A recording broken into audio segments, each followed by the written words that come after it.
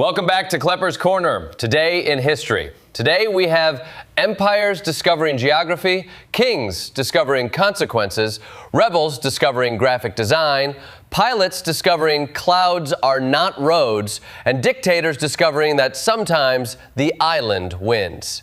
June 14th is a big day for powerful people realizing the world is not a flat conference table they can just point at.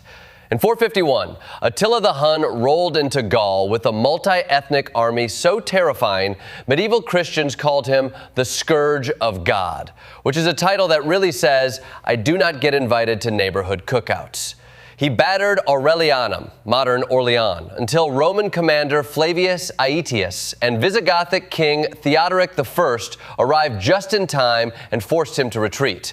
The miracle was not that Rome was healthy. It was that a dying empire still had enough diplomacy left to say, maybe the horse apocalypse is bad for everybody.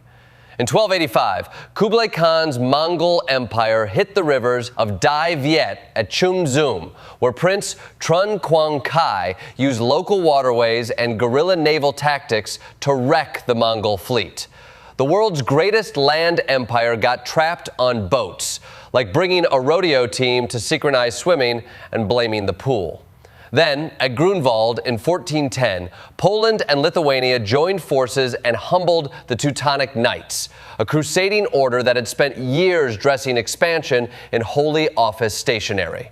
All three stories have the same punchline.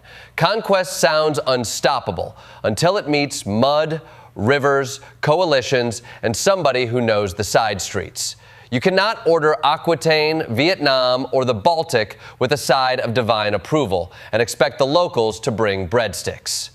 Every monarchy loves order, right up until the people being ordered around find the side entrance. In 1381, England's peasantry was boiling over from poll taxes, war costs, and the feudal tradition of being told poverty was their civic duty.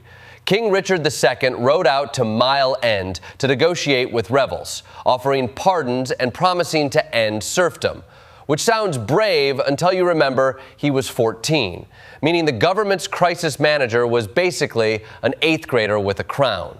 While he was out, another rebel group marched to the Tower of London, the grand symbol of royal power, and simply walked in because a gate had been left open. That is not a revolution so much as history's most consequential, who forgot to lock up? Inside, they hunted down Archbishop Simon Sudbury and Lord Treasurer Sir Robert Hales, and the ruling class received a performance review that did not fit in a personnel file.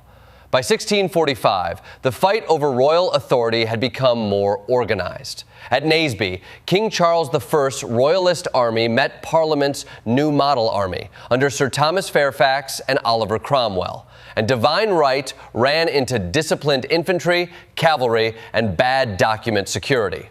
Parliament captured Charles's private letters showing he was trying to bring in Irish and French forces against his own subjects. That is the political equivalent of losing the battle and leaving your search history on the podium.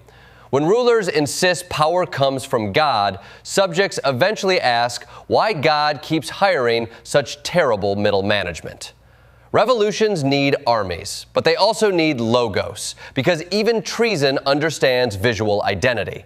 On June 14, 1775, the Second Continental Congress created the Continental Army, turning a messy siege around Boston into a unified colonial war effort against Britain.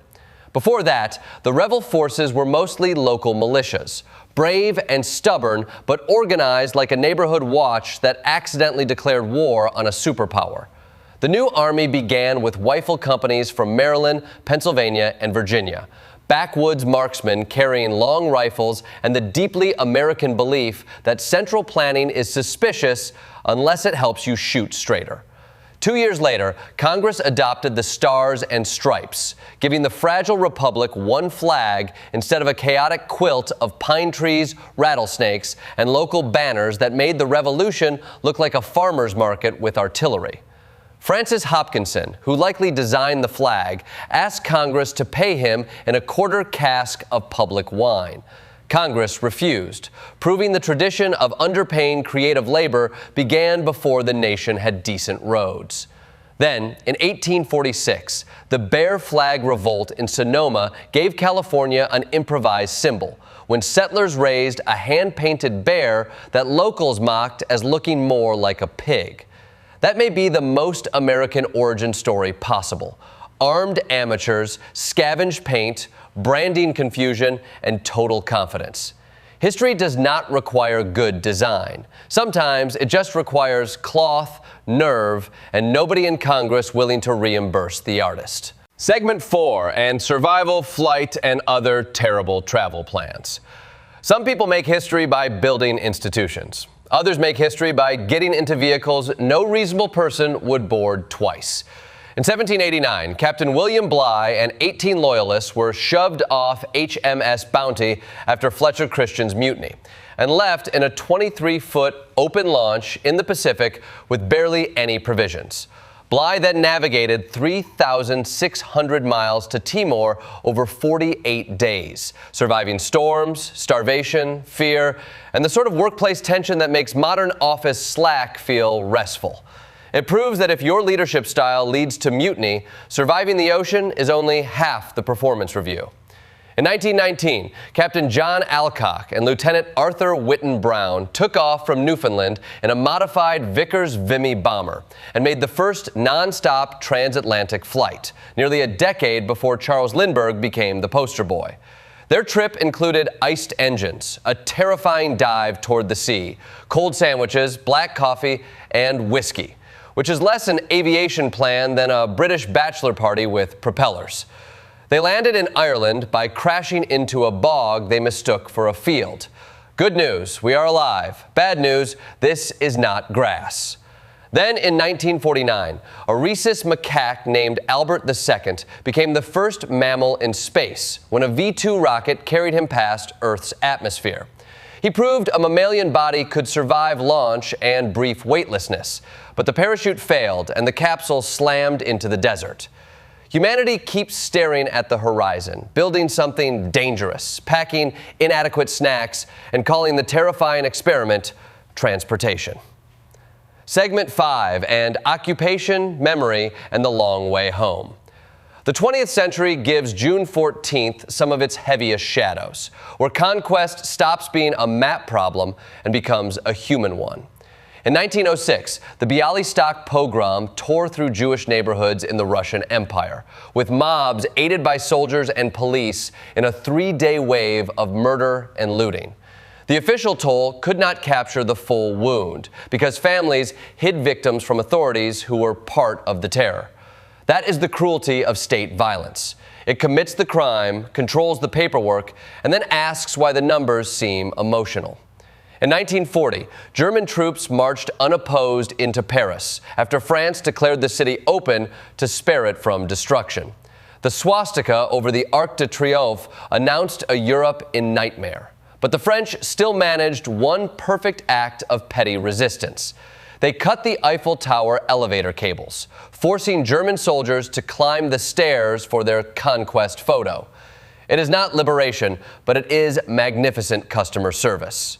Welcome to Paris. Your empire may proceed on foot.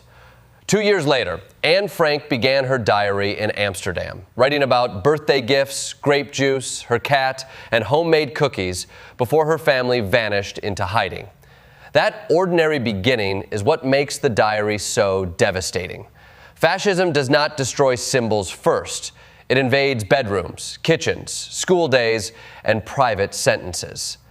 Then in 1982, the Falklands War ended when Argentine forces surrendered at Port Stanley, strengthening Prime Minister Margaret Thatcher while helping collapse Argentina's military junta. Across these stories, history is grief, resistance, propaganda, memory, and sometimes a cold soldier handing food to the enemy who was shooting at him hours earlier. In conclusion, June 14th gives us a remarkably consistent pattern. The powerful overreach, the locals improvise, the symbols outlast the paperwork, and somebody always forgets to lock the gate. Whether it is Attila retreating, Congress stiffing the flag designer, Bly finding Timor, or Anne Frank turning private fear into public memory. Today reminds us that history is rarely tidy. It is mostly panic, pride, bad planning, and the occasional miracle wearing muddy boots.